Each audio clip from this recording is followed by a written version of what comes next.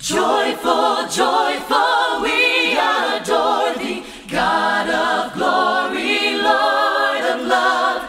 Hearts unfold like flowers before thee, opening to the sun above. Melt the clouds of sin and sadness, drive the dark of doubt away.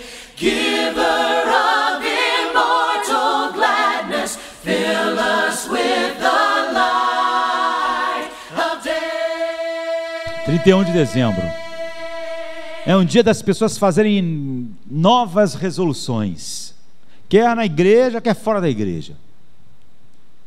As resoluções do ano novo, né?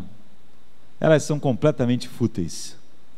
Há pessoas que estão fazendo resoluções de ser melhor marido, melhor esposa, melhor filho. Hoje as pessoas vão se abraçar na praia, pela cidade do Rio de Janeiro, pelo mundo inteiro, vão desejar um ano diferente. Muitas pessoas vão dizer que vão fazer regime, não logo depois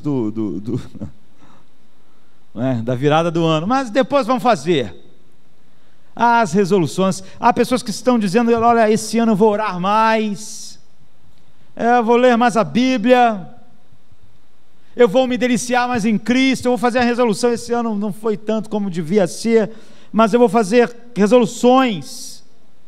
Resoluções de ano novo são fúteis, porque elas não duram. Deus tem algo para nós, e sobre isso que nós queremos meditar nesse último dia do ano, nessas últimas horas do ano. Tem algo muito melhor. E quando eu estava pensando sobre isso hoje, sobre a futilidade das resoluções de ano novo, um nome veio à minha cabeça, um nome ficou na minha mente, como uma figura daquilo que Deus quer para nós. Nada de resoluções e resoluções e resoluções que tem que se renovar a cada dia. São as misericórdias de Deus que se renovam a cada dia, não as resoluções, porque elas não vão longe. Aí as pessoas todo ano têm que fazer novas resoluções, todo dia fazer novos compromissos com Deus. Então o nome que vem à minha cabeça é de Caleb, sabe? Minha mente ficou cheia do nome, da vida de Caleb. Caleb, aos 85 anos de idade, ele lembrou a Josué que Moisés tinha prometido a ele anos atrás uma montanha, que aquela montanha seria dele quando eles chegassem na terra prometida. Isso tinha sido prometido a ele décadas e décadas atrás, várias viradas de ano novo. Nós olhamos para Caleb e falamos: é isso? Essa é a figura de um filho de Deus? Não. Resoluções de ano novo. E nós estudamos isso em Números 13, 14, em Deuteronômio 1, 36, em Josué 14. Em várias vezes nós vemos o mesmo padrão. Por exemplo, vou olhar aqui 5 vezes, rápida. Em Números 32, 2, a Bíblia diz: exceto Caleb. Está vendo? As pessoas agiram assim, exceto Caleb. Caleb não. Filho de Jefoné, o quenezeu, e Josué, filho de Num, porquanto eles perseveraram e seguiram o Senhor. Caleb e Josué. Eles perseveraram. Eles não foram gente que ficou fazendo resolução a cada mês, a cada ano, dizendo: agora, Senhor, vou viver uma vida mais santa esse ano. Não. Deuteronômio 1,36, salvo Caleb, filho de Jefoné, ele haverá, e a terra que pisou darei a ele e a seus filhos. Por quê? Porquanto perseverou em seguir ao Senhor. Caleb era assim. Ou em Josué 14, versículo 8, meus irmãos que subiram comigo fizeram derreter o coração do povo. Isso é o próprio Caleb falando.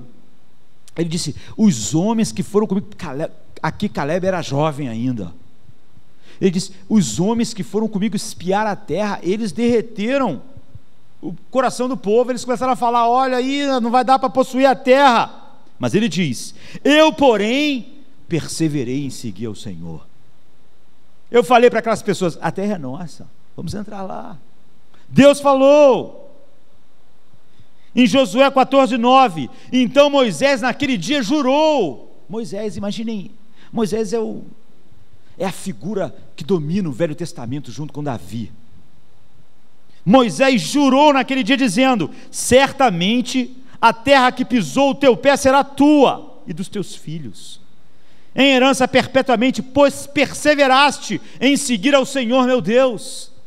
Toda vez que a Bíblia menciona Caleb, ela diz isso: você perseverou, você sempre foi o mesmo, você estava sempre seguindo a Deus, não importava se isso era difícil ou não. Então a montanha de Hebrom pertencia a Caleb, porque Caleb, a cada virada de ano da sua vida, desde a sua juventude, não foi um cara que caía, às vezes ficava mais animado com Deus, às vezes menos, flertava com o mundo, era mundano, depois era mais santo, depois se afastava, depois lia bastante a palavra de Deus, depois não lia mais. Não, Caleb. Ele não tinha que a cada ano fazer uma nova resolução: oh Deus, nesse ano, não. Josué 14:14 diz: portanto Hebrom ficou sendo a herança de Caleb, filho de Jefoné, o quenezeu, até o dia de hoje, porquanto perseverara em seguir ao Senhor Deus de Israel. A Bíblia sempre que fala em Caleb diz: ele perseverou com 20 anos, com 40 anos, e quando ele tinha 85 anos, nós podíamos pensar: Caleb agora está cansado. Quando eles entraram na terra, Josué não estava tão lembrado assim, também não estava tão novinho também, nem ele, nem Caleb, mas Caleb lembrava, falou para Josué: ó Josué, vem cá, aquela montanha lá de Hebrom, Moisés disse que ela era minha, e ela é cheia de gigantes, é onde tem mais gigante, ela é habitada por gigantes, mas eu com 85 anos não me sinto fraco, me sinto tão forte quanto aquele dia que por causa deles nós tivemos que voltar, e eu quero a montanha é minha, eu, meus filhos e minha família vamos subir aquela montanha e vamos matar aqueles gigantes, coisa que nós devíamos ter feito décadas atrás, mas eu estou pronto agora, como estava pronto décadas atrás. Esse é o homem, essa é a vida que Deus tem para nós. Deus não nos chamou para fazer resoluções para 2013, só para lá para maio começarmos a descobrir que nós não estamos vivendo o que Deus quer, aí fazemos resoluções para 2014, 2015, para quando sentimos aquela dor no peito e pensarmos: puxa, estou morrendo, temos que orar e pedir a Deus: ô Senhor, me dá mais alguns anos para me fazer o que eu não fiz. Não, isso não é a vida, sabe? 85 anos de idade, eu não cheguei lá ainda, estou com 43, mas é isso que eu quero ser a minha vida inteira. Não quero fazer resolução de pregar a verdade todo ano só para escapar disso, para viver para Deus, só para ser mundano daqui. Tem gente que consegue prometer viver em santidade no domingo e já é mundano na segunda-feira. Se essa geração tem poucos heróis, e os seus heróis são um fracasso, mesmo pessoas que dizem servir a Deus, o herói dela, sei lá, é John Lennon, um cantor de rock, sabe, um cantor que morre aos 27 anos drogado, são seus fãs, mesmo pessoas que dizem amar a Cristo.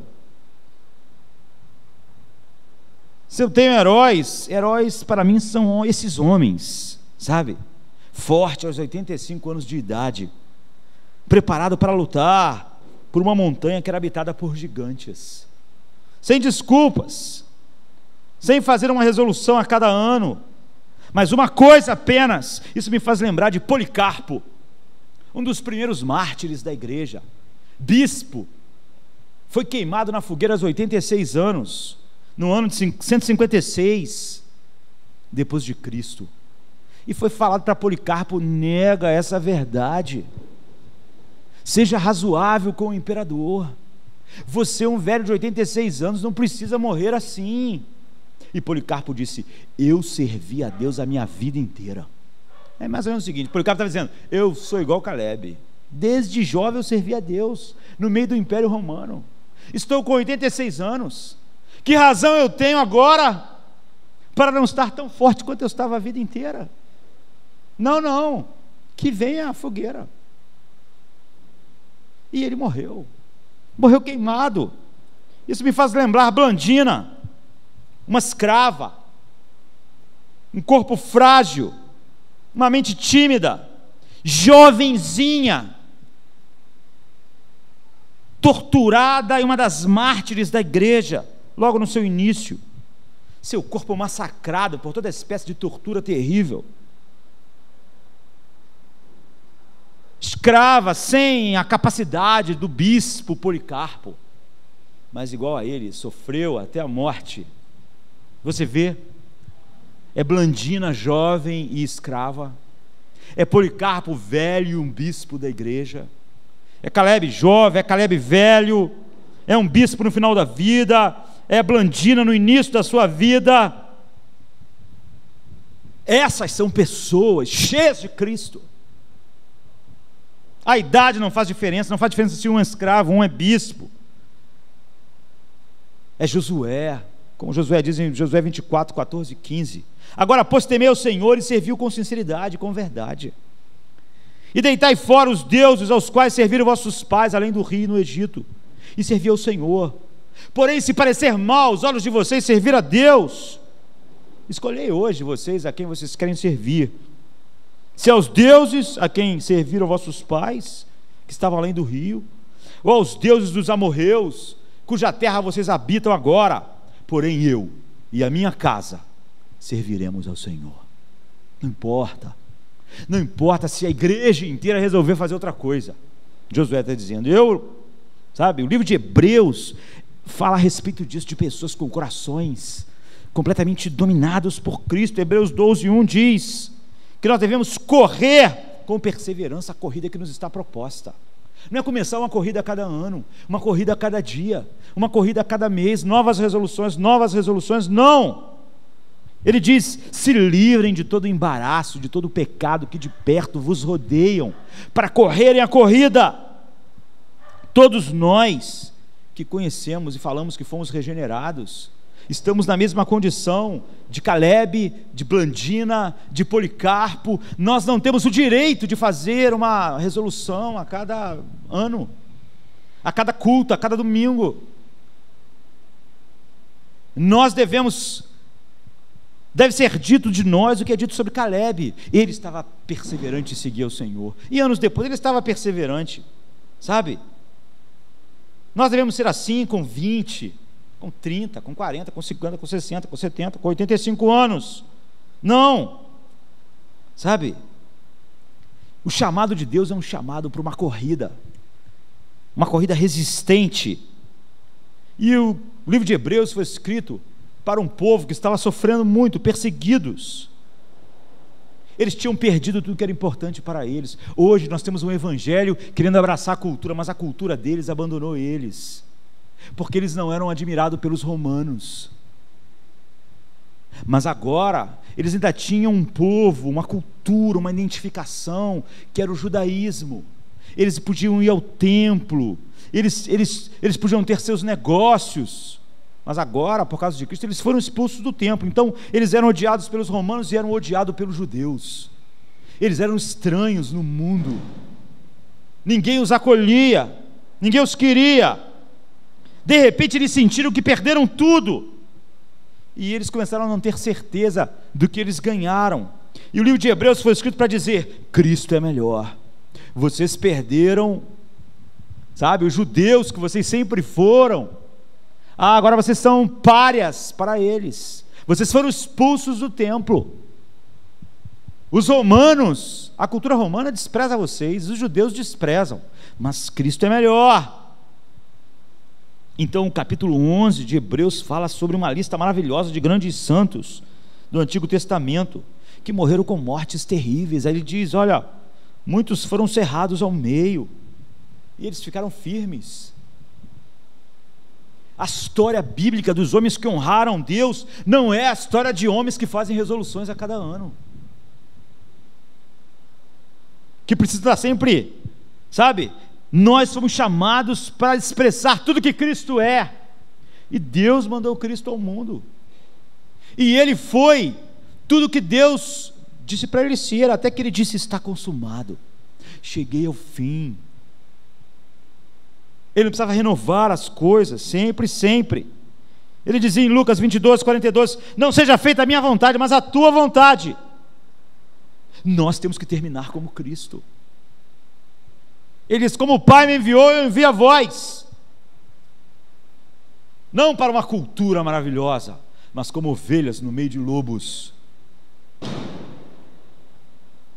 A perseverança de Cristo, sabe? E a operação de Cristo nos faz viver esta vida. Aquilo que as doutrinas da graça chamam da perseverança dos santos. Quem precisa ficar toda hora renovando seu compromisso? Isso é tão comum, não é? Esse ano Deus vai contar comigo, minha vida, só para daqui a pouco dizer: mas meu trabalho, meu tempo, eu pensei que eu ia poder cooperar, mas eu agora tive que fazer umas despesas. Sempre a mesma coisa. Todo ano, às vezes, nós olhamos para a palavra de Deus e pedimos: Senhor, me dê um texto para ficar comigo o ano inteiro, lembrando das minhas orações. Por exemplo, Efésios 1:17, Paulo diz: que eu possa conhecê-lo. Não é maravilhoso? Esse desejo no coração de Paulo. Ele já está velho, ele está em Roma, sabe, no fim da sua vida, ele está preso. Ele tinha sido um missionário por toda a sua vida, e aí ele diz: eu quero uma coisa, Deus, eu tenho um pedido, eu quero conhecer mais Cristo. Ele queria no início, era o que ele quer no fim, que eu possa conhecê-lo melhor. Eu quero conhecer mais Cristo. Um outro texto assim que me acompanhou durante um ano, Salmo 27:4. O salmista diz: uma coisa pedi ao Senhor, uma coisa, e eu a buscarei, que eu possa morar na casa do Senhor todos os dias da minha vida, para contemplar a formosura do Senhor e inquirir no seu santo templo. Uma coisa, vocês, para nós sermos, expressarmos o que Caleb, Josué, Policarpo, Blandina, Paulo expressaram, nós temos que poder dizer essas coisas. Uma coisa, o coração das pessoas é cheio de muitas coisas,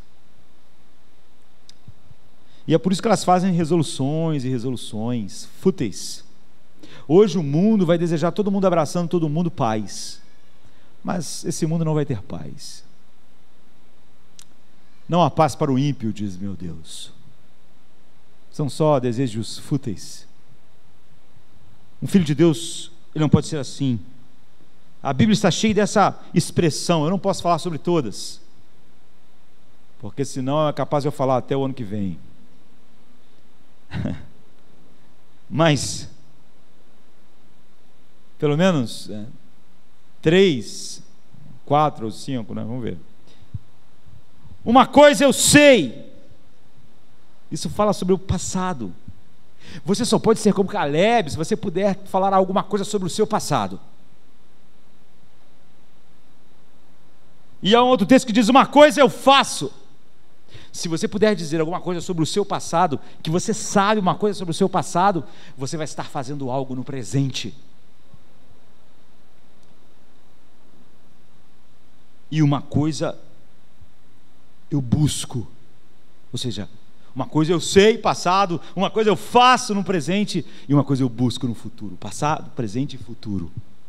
Essas três coisas juntas. Quem pode dizer essas coisas está no lugar que Caleb estava. Uma coisa eu sei. Nós vemos isso em João 9:25. Um homem havia nascido cego, nasceu cego. Imagine, um homem nasceu cego. Jesus curou o homem que nasceu cego.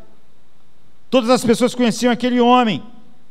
E os fariseus foram perguntar a Jesus não, ao cego: quem foi esse cara que te curou? Primeiro eles quiseram discutir que o cara não tinha sido cego, mas era ridículo. Todo mundo sabe que o cara era cego. Todo mundo conhecia que o cara era cego a vida inteira. E depois que eles não podiam provar que o cara não era cego, eles tinham que admitir que o cara era cego mesmo, eles queriam provar que o cara que curou eles era pecador. Não, ele não é Deus, ele não é o Messias. Ele disse assim, olha, o cego, disse assim, se ele era pecador, eu não sei. Mas uma coisa eu sei, que eu era cego, e agora eu vejo. Amém, queridos? Isso é verdade para você. Você pode dizer hoje, no último dia, nas últimas horas de 2012, uma coisa eu sei, eu fui cego, mas agora eu vejo. Eu fui uma pessoa cega, sabe? Eu oro para que cada um de nós aqui nesta noite possa dizer que essa é a sua experiência, sabe? Que houve um momento que você foi completamente cego para as coisas de Deus, para a beleza de Cristo, então você era encantado pelo mundo. O pecado era a sua delícia, e ser como o mundo é, e está fazendo o que o mundo está fazendo hoje, era tudo que o seu coração desejava. Mas eu oro para que você possa dizer que você, como aquele cego, possa dizer, olha, uma coisa eu sei, eu era cego, mas agora eu vejo. Em 2 Coríntios 4:4, Paulo diz, nos quais o Deus deste século cegou o entendimento dos incrédulos, para que não lhes resplandeça a luz do evangelho da glória de Cristo, que é a imagem de Deus. Eles estão cegos, eles não veem a beleza de Deus na face de Cristo. Pessoas que precisam fazer resoluções e resoluções e resoluções, é porque elas não viram a beleza de Deus na face de Cristo. Então elas estão sempre em dúvida se é melhor ser mundano ou ser de Cristo, se há mais beleza na santidade ou no pecado, se a oração é uma coisa boa ou não. Então ele passa um mês orando porque ele acha bom, mas depois ele não tem muita certeza se a oração é uma coisa muito boa. Ele medita na palavra empolgado, parece que ele vai ser o próximo Lutero, mas depois de uns 2 meses ele não tem muita certeza se a palavra de Deus é isso tudo para ele, porque ele não pode dizer, uma coisa eu sei, eu era cego, mas agora eu vejo a beleza de Deus na face de Cristo. Isso muda tudo. Eu nunca, sabe, aquela pessoa que pode dizer, eu nunca vou esquecer aquela noite, eu nunca vou esquecer aquele dia que meus olhos foram abertos. Eu nasci cego, e um dia meus olhos foram abertos, e Deus me chamou à vida.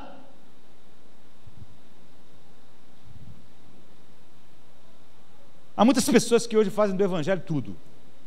A missão hoje da igreja, segundo algumas pessoas, é fazer tudo.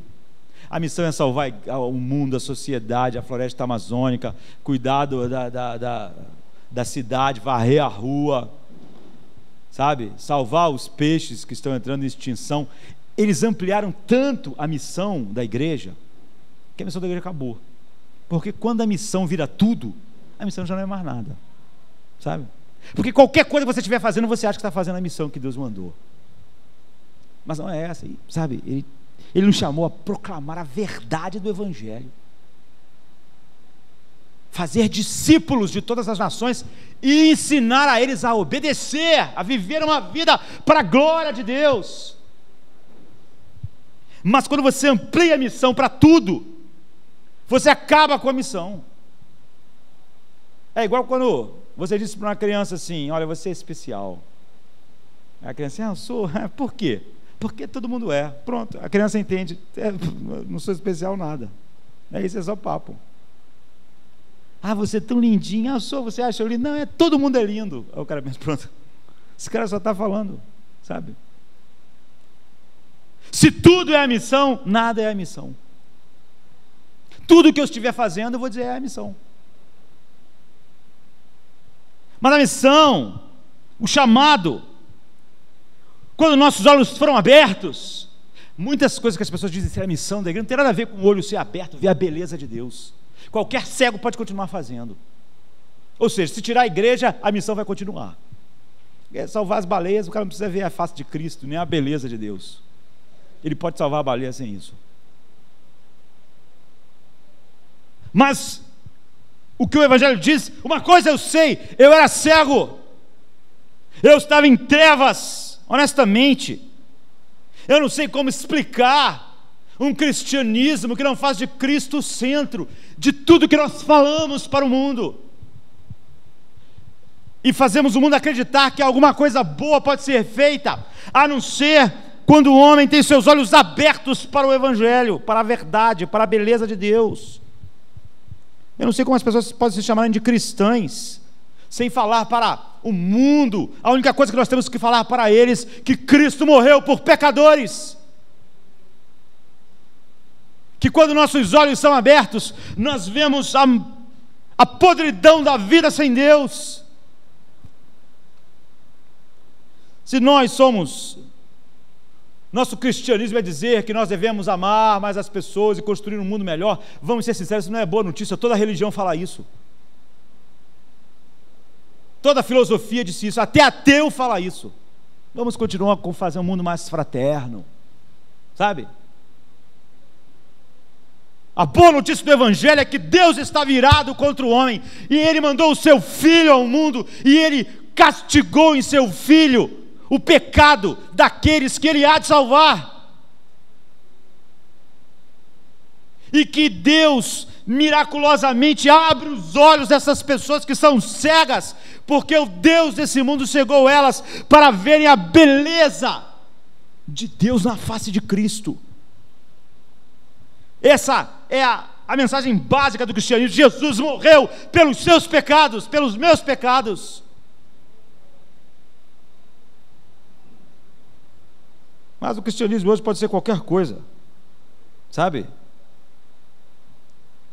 Mas o cristianismo diz, não é que esse mundo vai melhorar e que a sociedade vai ficar melhor por causa de nós, que vamos construir uma coisa melhor. O que o cristianismo diz é o seguinte: não importa se a sociedade vai melhorar ou não, se vai ter outra guerra ou se não vai ter. O que o cristianismo diz é que quando nós estamos em Cristo, nada pode nos separar do amor de Cristo. Nem a guerra, nem a espada, nem a morte, nem a violência. Aquelas pessoas foram profundamente violentadas por esse mundo, cerradas no meio, mas não importa, porque o cristianismo não disse que elas construiriam um mundo lindo, em que elas não sofreriam violência e que a violência sumir, sabe? Agora eu pertenço a Cristo, agora Cristo me pertence, não há como nos separar mais, essa é a boa notícia.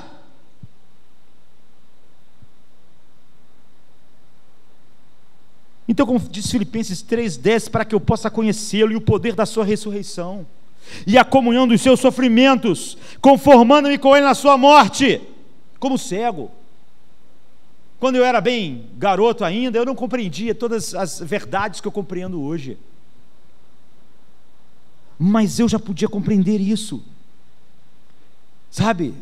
Isso é básico, é básico. Você vai ter que crescer muito ainda, e eu também. Talvez alguém esteja com seus olhos sendo abertos hoje para ver a beleza de Cristo. E ele vai poder só dizer igual aquele cego: eu não sei muito ainda. Não sei. Mas, apesar de eu não saber nada, não sei nem quem é esse Paulo direito aqui, não conheço, tem um livro chamado Filipenses, eu só fui regenerado, sei lá, um mês, mas eu posso dizer como Paulo: meu desejo é conhecer Cristo, amar Cristo, viver para Cristo, morrer por Cristo, falar a respeito dele. Ou seja, eu não posso dizer muito, mas agora eu vejo, eu sei, sabe? Eu posso dizer isso. É por isso que Caleb se tornou um padrão para nós, para a minha vida. Amar e seguir a Deus incondicionalmente. Caleb não era aquele cara igual as pessoas hoje que vivem reclamando. Muitos estão na mais plena heresia. Outros transformaram no mundo quase num programa de partido de esquerda. Outros na teologia da prosperidade, e outros ficam na internet falando mal de tudo. Mas Caleb não era um cara assim, queridos. Não que nós não temos que denunciar o erro, mas você vê que quando Caleb teve que voltar para o deserto, ele não tinha feito nada errado. Ele podia cair sei lá, numa depressão espiritual, pensar, não, estou desanimado. Por que, Caleb?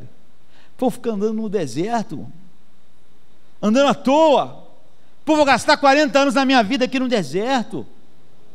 Porque tem gente que é assim, tudo por causa da igreja. Essa igreja é fraca, esses caras não tiveram fé para entrar na terra, agora eu também vou ter que ficar aqui, no meio disso tudo, no meio do deserto. Caleb não, queridos, voltou para o deserto, com a mesma disposição. Ele viu a beleza de Deus, não importa no deserto ou na terra, no meio de uma igreja santa, ou no meio de uma igreja cheia de problemas. Isso não vai justificar a minha vida espiritual. Então, quando eu comecei a estudar a palavra de Deus, e a Bíblia diz, portanto, agora nenhuma condenação há para os que estão em Cristo Jesus. Não há nenhum outro nome debaixo do céu dado entre os homens pelo qual devamos ser salvos. Há apenas Jesus, só Ele. Mas nada, como Caleb disse em Josué 14:12, me dê esse monte. Essa é o nosso anseio. Eu quero esse cume, o meu desejo é conhecê-lo. Eu quero mais de Cristo. Se a igreja tiver que voltar para o deserto, lá no deserto eu quero mais de Cristo. Eu queria estar vendo Cristo. Havia lutas, havia frustrações, mas o que acontecia?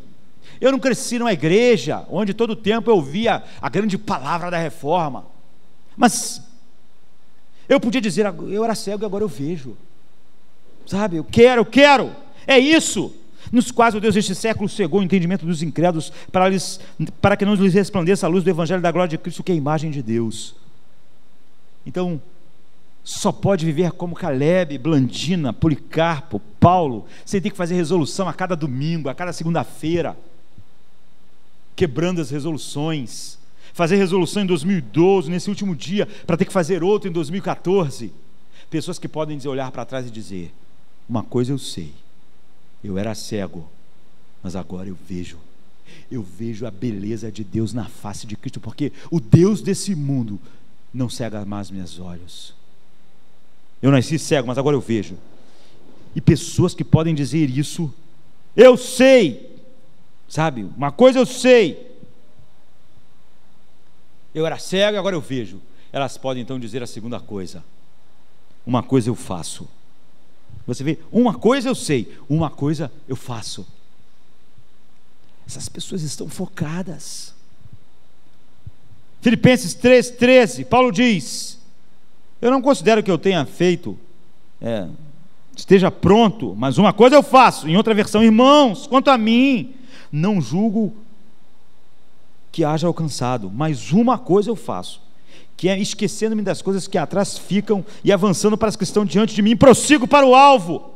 Quem pode dizer uma coisa eu sei, eu era cego e vejo, necessariamente está dizendo agora, uma coisa eu faço, eu deixo o que ficou para trás e eu prossigo para o alvo. Ou seja, uma coisa eu sei é passado, e isso agora é uma coisa presente, uma coisa eu faço. Eu estou fazendo isso, eu estou esquecendo o que ficou para trás. Foi o que Caleb fez todos os dias do deserto. Eu continuo indo em direção àquilo que Deus nos chamou. Oséias 6:3 diz, conheçamos e prossigamos a conhecer Deus. É isso que ele está falando, uma coisa eu faço, eu prossigo, eu quero conhecer mais, eu vou nessa direção. Em Mateus 10:22, Jesus diz, vós sereis odiados de todos por causa do meu nome, mas perseverem até o fim. É essa.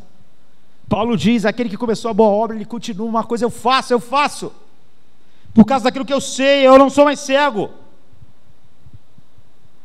Nós temos confiado nessa palavra da reconciliação, e proclamamos que Jesus morreu pelos nossos pecados. Essa certeza é ativa no presente, não é algo que ficou lá atrás, no passado. Deus me enviou agora para contar ao mundo sobre a cruz.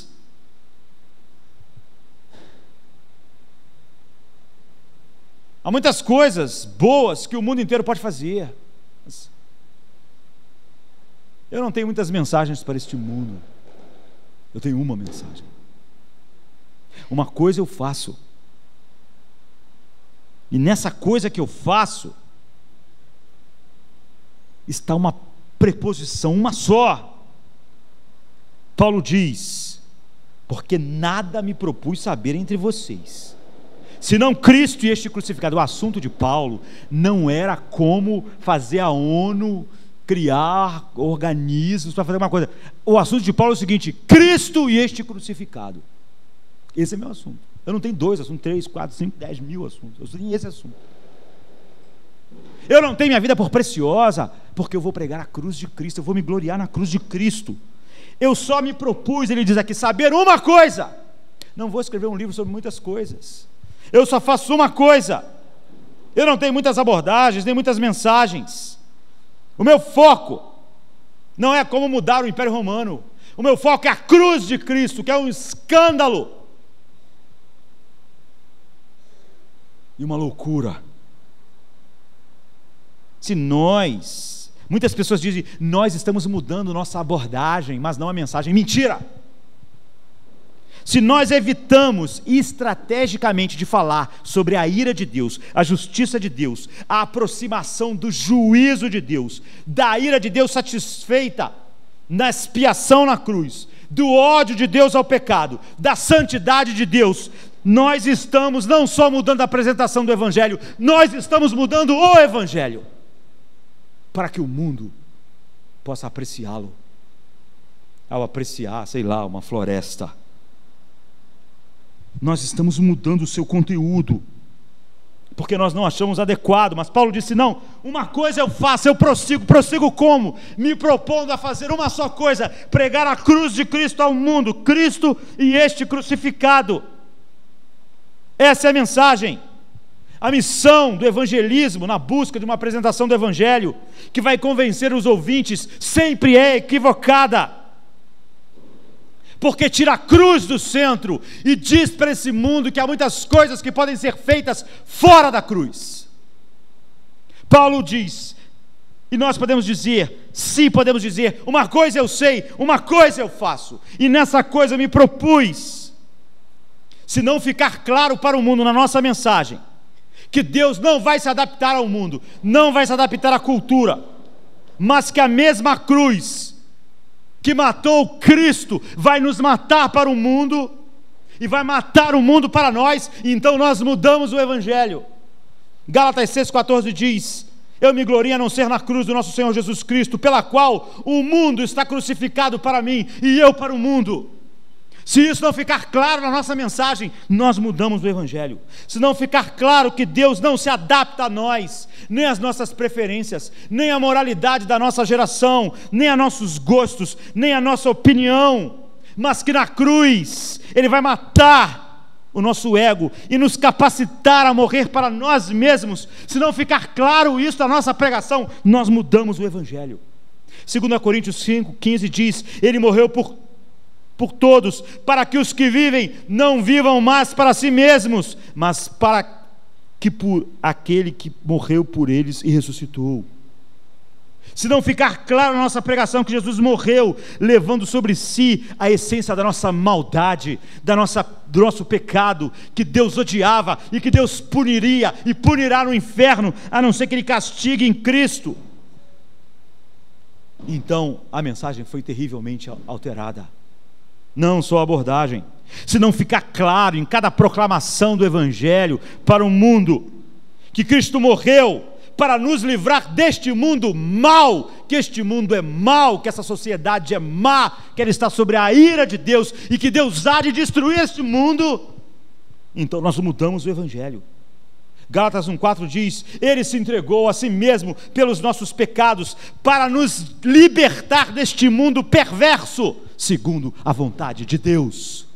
Se não ficar claro a cada vez que nós proclamamos isso, nós mudamos o Evangelho sim, não só a abordagem. Se nós não acordarmos para entender a tenebrosa condição espiritual do mundo, a tenebrosa condição espiritual da nossa sociedade, então nós estaremos vivendo em sincronia com esse mundo e negando a cruz, porque a Bíblia diz que Jesus morreu para nos libertar deste mundo mau e perverso. Se nós acharmos que a morte de Cristo não foi para nos libertar deste mundo, mas para aproveitarmos o mundo melhor, para salvarmos o mundo, salvarmos a baleia, salvarmos as florestas, salvarmos a cidade, salvarmos o rio, salvarmos tudo. Se não ficar claro para o mundo que outrora, sabe, nós andamos de uma maneira que Deus odiava, então nós mudamos o Evangelho. Efésios 2,2 diz: nos quais andastes outrora, segundo o quê? O curso deste mundo, segundo o príncipe da potestades do ar, que faz o que agora? Que agora opera nos filhos da desobediência. Todos os homens fora de Cristo, eles podem estar salvando, sei lá, alguma coisa agora. Filhos da desobediência, nos quais opera. Se a nossa pregação não deixar isso claro, nós mudamos o Evangelho, e o nosso Evangelho é uma falsificação. E nós não vamos poder dizer: uma coisa eu faço, eu prossigo para o alvo, e uma coisa eu me proponho, pregar a Cristo e Ele crucificado, com tudo que isso envolve. Se não ficar claro que o viver mundano não era liberdade, que a vida que o mundo leva não é liberdade, quando nós vivíamos como o mundo vive, nós não éramos livres, e que a liberdade do Evangelho é a liberdade da obediência, então nós mudamos, como Deus chama o mundo. Efésios 2,2: filhos da desobediência. Se não ficar claro que aquilo que eles chamam de liberdade é desobediência, é escravidão, então nós mudamos o Evangelho, e não só a abordagem. E se não ficar claro que se converter é ter a mente de Cristo, é se tornar filho da obediência, como Jesus disse em João 4,34: a minha comida é fazer a vontade daquele que me enviou e realizar a sua obra. Então nós mudamos o Evangelho. O grito de liberdade da Bíblia não é: venha Cristo para aproveitarmos o mundo melhor, mas é: não vos conformeis com este mundo, mas transformai-vos pela renovação das vossas mentes. Se nós não proclamarmos isso para o mundo, nós mudamos o Evangelho, não a abordagem. Não ser mais como o mundo, não ser enganado pelos gurus da cultura. Se isso não ficar claro, cada vez que nós pregamos o Evangelho, não venha dizer que a abordagem mudou. Não, nós mudamos o Evangelho, e ele agora é uma coisa falsa, misturada, impura, porque a cruz sempre desmascara a fraude do diabo, que é a vida do homem. A cruz diz para o mundo está condenado, Deus está irado, e se Deus não derramar a sua ira sobre Cristo na cruz, Ele irá derramar sobre você. É por isso que Paulo disse: eu vou pregar Cristo este crucificado. Quando Paulo pregou para reis, para governadores romanos, homens poderosos, ele pregou sobre o quê? Sobre um projeto, sei lá, para fazer um aqueduto melhor. Ele pregou sobre a justiça, o juízo, sobre a verdade de Deus. A cruz tem sido sempre e será sempre considerado um absurdo intelectual no mundo escravizado pelo pecado, mas para aqueles que podem dizer: agora eu era cego, mas agora eu vejo, a cruz é a coisa mais linda que o homem pode ver, sabe? E quando nós escondemos esse escândalo, que é Deus dizendo em Romanos 1,18: porque a ira de Deus está sobre toda a impiedade e injustiça dos homens, que detêm a verdade em injustiça. Então Paulo diz: uma coisa eu faço, porque uma coisa eu sei, eu era cego, agora vejo. Uma coisa eu faço, eu prossigo para o alvo, como? Me propondo a pregar só Cristo e este crucificado. Não ser animado pelas músicas, pelo louvor, ou por algum projeto que a sociedade possa aplaudir. Isso me anima. A Rede Globo gostou, o meu vizinho adorou. Não. Ser animado por uma única coisa, uma coisa que possa fazer nós falarmos como Policarpo: servir a Deus por 86 anos, se vocês quiserem me queimarem, vocês me queimam. Ou como Caleb: eu tenho 85 anos, mas eu vou subir aquela montanha, porque Deus me deu, eu quero o cume, eu quero ver a face de Cristo. sabe? Não adianta você dizer, se eu pudesse, porque as resoluções das pessoas acabam quando elas dizem, se esse ano tivesse sido diferente, puxa vida, eu teria sido uma pessoa diferente, mas o mundo ficou tão ruim, meu patrão é terrível, eu fiquei desempregado, ou então eu comecei a ganhar menos, a igreja não fez tudo que ela devia fazer. Então nós culpamos as circunstâncias, nós culpamos nossos companheiros, nós culpamos nossos lares, nós culpamos a sociedade. Agora a moda, eu diria que existe nos nossos dias, eu diria que o abraço. Freud ensinou que tudo é culpa dos nossos pais, tudo. Todos os nossos fracassos estão no nosso pai, na nossa mãe, no nosso avô. Virou moda hoje em dia as pessoas atribuindo seus fracassos da igreja, porque a igreja é a mãe delas, né? O pai delas, a mãe. Tudo, a vida dele é por causa da igreja. A igreja não é tudo que é, o pastor não ensina a verdade, a igreja não vive em santidade. Sabe, parece que Freud está dando curso de apologética. Tudo é igreja. A igreja é assim, a igreja é assim. E você é um sucesso? Caleb voltou para o deserto, mas ele viveu uma vida de santidade. Ele não ficou dizendo, olha, esse povo é muito ruim, gente, esse povo é demais, não aguento, eu não posso viver para Deus, o meu fracasso é culpa do povo, é culpa da igreja, é culpa do povo de Israel. Não, agora a moda é culpar a igreja, como Freud nos ensinou a culpar nossos pais, como cada desajustado da vida culpa a sociedade, como Adão culpou a mulher, como a mulher culpou Satanás. E nós nos justificamos. Caleb não, Caleb foi fiel no deserto, fiel na terra prometida, fiel com 40 anos, fiel com 80, fiel quando todo mundo vacilou, quando todo mundo ficou na dúvida. Josué disse, vocês eu não sei, mas eu e minha casa vamos servir ao Senhor. Pronto. Ele não disse, Senhor, só ficou eu, Tô meio fraco espiritualmente, não tem ninguém me apoiando. Não. Imagine a frustração de ter que voltar para o deserto. Tu está com 40 anos, assim, bem como eu estou. E aí você é obrigado a voltar para o deserto e pensar, eu só vou voltar quando eu tiver com 80 e poucos anos. Não, mas eu estou arrasado. Não Caleb, sabe? Não. Ele estava pronto, disposto. Ele disse, eu estou tão disposto quanto eu estava naquele dia, porque durante esses 40 anos do deserto eu não fiquei lastimando, dizendo que a igreja não era boa, que Moisés não estava sendo muito bom no seu ensino, que eu não estava sendo ajudado, que os irmãos não estavam me visitando na minha barraca, que o sacerdote não estava carregando direito o tabernáculo, que os carros não estavam tocando a trombeta direito. Não fiz nada disso. Continuei ali aos pés do Senhor, me deleitando em Deus. Agora eu estou tão forte quanto estava antes. Uma coisa eu sei, uma coisa eu faço. E eu vou ter que ir rápido para a terceira, senão não vou chegar lá, né?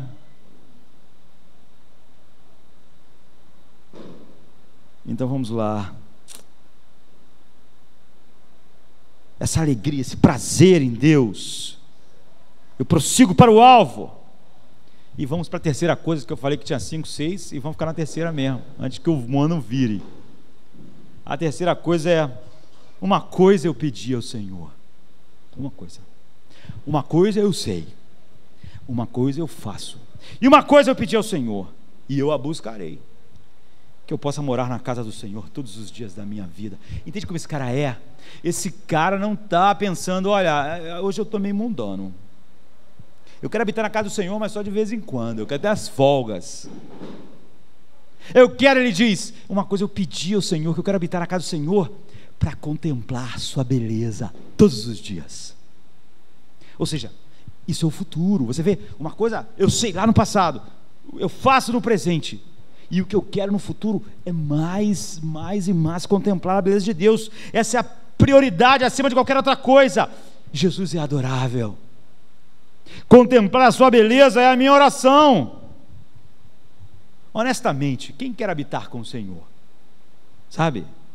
Ele está dizendo algo que você tem que dizer. Ele não diz, olha, eu quero Jesus como um visitante. Mas é óbvio que quando eu estiver fazendo o que o mundo está fazendo, não vai ficar bem ele lá, assim, não é legal, não é?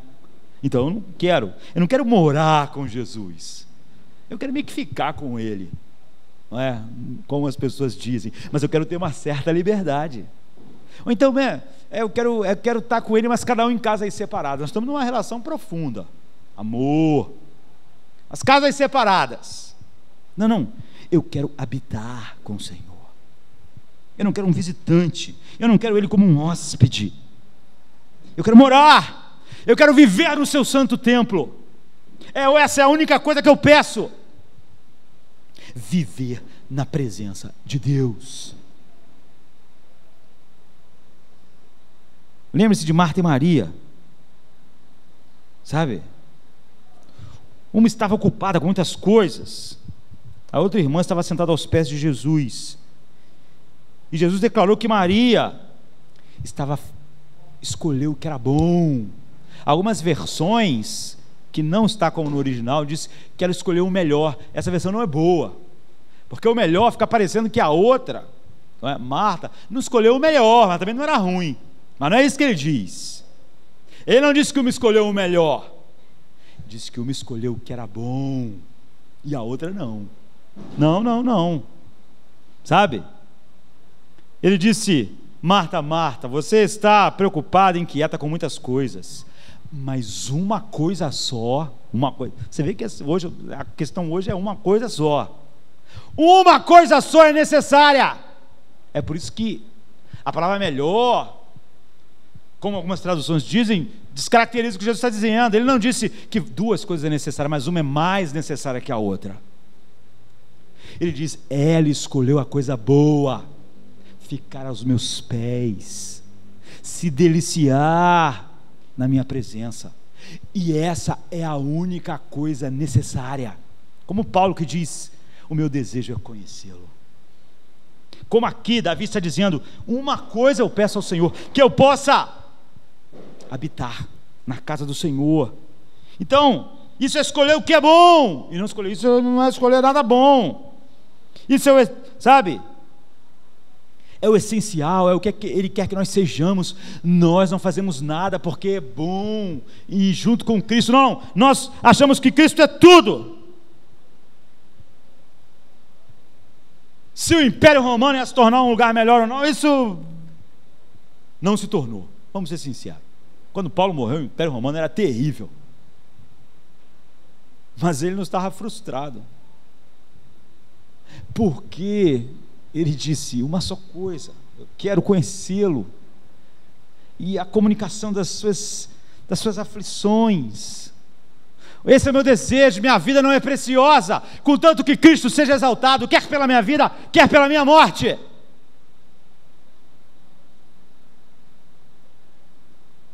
Só isso.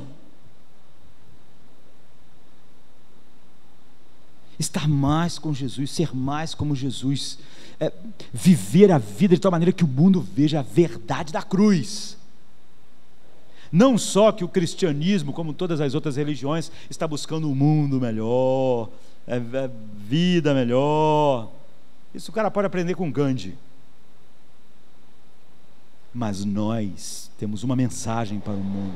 Nós não somos diplomatas, nós somos profetas. E Deus ordena, Deus não faz acordos.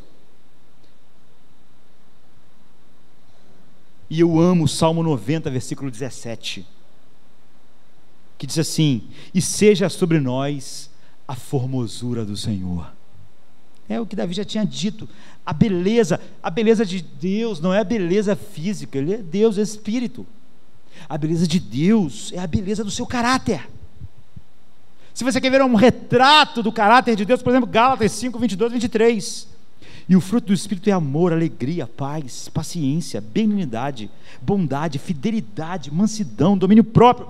Essa é a beleza de Cristo. Santidade, pureza.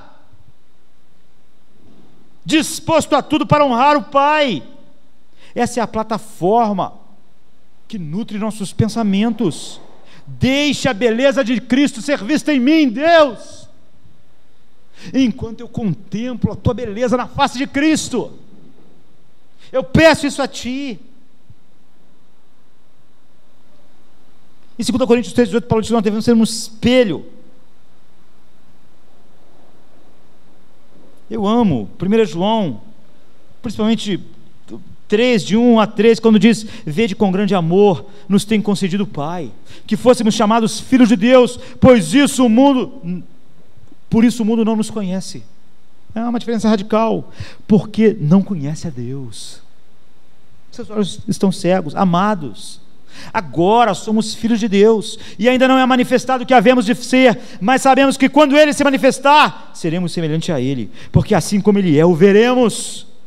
E qualquer que nele tem essa esperança, purifica-se a si mesmo, assim como Ele é puro. É isso, Jesus é adorável, e é isso que Ele disse: só isso é necessário, que eu possa morar na casa do Senhor. Salmo 27, uma coisa eu pedi, que eu possa morar. Para quê? Por causa do mundo? Por causa da minha vida? Porque eu estou precisando de algumas coisas? Não, para contemplar a beleza do Senhor. Assim é minha vida, assim os meus lábios, minhas ações, minhas motivações, a beleza do Senhor. Se o mundo não puder ver isso, eu não quero que o mundo veja mais nada. Como Caleb no deserto, como Caleb quando chegou. Eu quero terminar então dizendo, há uma passagem maravilhosa em 2 Reis 3,16. Jorão, filho de Acabe, vai para uma guerra, e Josafá, que era rei também, tinha uma aliança com ele, obrigado a ir junto, e vai um outro rei, os 3 reis, contra os moabitas. E eles vão andando pelo deserto, e eles começam a ficar com fome, sede, não tem água para o cavalo, não tem água para nada, e eles estão sentindo que vão morrer antes da guerra. E Jorão, filho de Acabe, diz assim: não tem nenhum profeta aqui, está desesperado. Tem gente que é assim, não é? Só lembra de Deus quando o troço está feio, e Jorão era assim, filho de Acabe, Jezabel. E aí tinha um profeta, o profeta que estava lá no meio desse exército, se chamava Eliseu. Falava assim: não, tem um profeta aí. Quem é Eliseu? Chama ele, chamaram Eliseu. Nós sabemos como Elias, que foi quem ungiu Eliseu, brigou com Acabe, com Jezabel a vida toda. E quando Eliseu chegou, falou para Jorão: por que você me chamou? Por que você não chama os seus profetas? Os profetas da sua mãe, os profetas do seu pai? Você não serve aqueles deuses? Por que você não pergunta a eles? Por que você me chamou? Não devia ter me chamado. Mas eu vou dizer uma coisa: Deus não só vai dar água e comida para os cavalos e para vocês não morrerem, Deus vai dar os inimigos para mostrar que Ele é Deus. Só que vocês vão ter que fazer uma coisa: vocês vão cavar vala no deserto. Imagina, o pessoal está morrendo de sede, quase todo mundo morto, cavalo com a boca aberta, e eles dizem o seguinte: vocês vão cavar vala o dia inteiro, todo mundo com a pá. E eles começaram a cavar. Imagine um exército, milhares de soldados cavando no deserto. E Deus disse: não vai chover, não vai ter vento, mas eu vou encher esse lugar de água. Você tem que cavar, faz aí a vala aí. E os caras passaram o dia inteiro. Imagine, as pessoas podiam dizer: isso não é relevante, a gente quase morrendo aqui, e tudo que Deus tem para dizer para nós é fazer buraco no deserto. E eles fizeram. Dor na coluna, nós sabemos como é ficar cavando um buraco o dia inteiro. Cavaram, encheram o lugar de buraco e foram dormir. Quando chegou de manhã, estava tudo coberto de água. E o exército dos moabitas, olhando da montanha, eles estavam lá já preparados para guerrear com os 3 reis. Quando eles olharam, eles viram o reflexo do sol no deserto, e aquela água toda, eles acharam, estava cada cor. Eles olharam e falaram: gente, aquilo tudo é sangue. Os 3 reis ficaram malucos, não é? Eles mataram uns aos outros, eles se destruíram. Lá embaixo está cheio de sangue. Isso depois que o pessoal já tinha bebido água, o cavalo que tinha bebido água, estava todo mundo já pronto para a guerra. Mas os caras em cima da montanha, não tinha água lá, era só um deserto. Viram os caras o dia inteiro cavando com pá, pensando que eles eram loucos. Então os amorreus pensaram: vamos descer e vamos pegar tudo deles, vamos só pegar porque eles se mataram. Então quando eles desceram, o exército de Josafá, que era um rei melhor, né, com o exército de Jorão e com outro rei, destruíram eles. E Deus fez exatamente o que Eliseu fez. O que eu aprendo com isso? Eu aprendo, queridos, o que nós temos que ter em nossa mente para sermos como Caleb: nós somos irrelevantes. O que Deus ensinou com aquele negócio de cavar buraco no deserto? Para aquilo serve para quê, queridos? Para nada. Deus está dizendo: eu sou todo poderoso, vocês podem fazer a coisa mais ridícula que eu mandar e eu dou a vitória. Eu só deixo vocês participar por misericórdia. Cavar buraco num deserto não é relevante, não ganha vitória nenhuma. É meu braço que dá a vitória, sou eu. Eu deixei vocês proclamarem a loucura da cruz. Você não pensa que isso, mas isso é só cavar buraco no deserto. É verdade, é loucura, é maluquice, é isso que o mundo acha. Mas o evangelho, a loucura da cruz, Paulo diz, é loucura para os que se perdem, mas para os que se salvam é o poder de Deus. Cavem o buraco, e eu vou mostrar o meu poder. Essa é a vida que Deus quer para nós, a vida de Blandina, a vida de Policarpo, a vida de Caleb. Ele não quer uma vida que faça novas resoluções, mas a vida que pode dizer hoje: uma coisa eu sei, eu era cego, mas agora eu vejo. Amém, queridos? O Deus desse mundo tinha cegado os meus olhos, mas agora eu vejo. Você pode estar num nível de conhecimento teológico que não é igual ao do irmão, que não é igual ao do outro irmão, não importa. Aquele cego também não podia dizer muito, mas ele podia dizer: eu era cego e agora vejo. Eu vejo a beleza de Cristo, eu quero ser igual a Cristo, todo o meu anseio é ir em direção a Cristo. Então nós podemos dizer, se nós podemos dizer uma coisa eu sei, eu era cego e agora vejo, então nós podemos dizer agora uma coisa eu faço. Eu deixo as coisas que ficaram para trás, eu prossigo para o alvo. Eu não faço uma nova resolução a cada dia, a cada manhã, a cada mês, a cada ano. Eu sou como Caleb. E o que eu faço é pregar uma única coisa: Cristo e este crucificado ao mundo. E então uma só coisa eu peço a Deus: que eu possa para sempre estar com Ele, contemplando a beleza de Cristo. Se nós somos assim, quando nós estivermos nos nossos últimos momentos da vida, como Caleb, nós vamos estar tão bem quanto estamos hoje. Nós não vamos precisar de resoluções rápidas próximas da morte. Esse não é o tipo de vida que Deus nos chamou para viver. Resoluções de 2012, de 2013, 2014. É essa a vida. Uma coisa sei, uma coisa faço e uma coisa eu penso. Isso agora, amanhã, domingo, segunda, em 2014, em 2015 e na hora que nós estivermos partindo do mundo. Uma coisa: Cristo, Cristo, Cristo e Cristo crucificado. E fora disso nós não temos nada para dizer para o mundo que ele ouça de outras pessoas. Nós só temos isso para dizer, e isso incendeia o nosso coração, não de vez em quando, mas cada minuto da nossa vida. Vamos ficar de pé.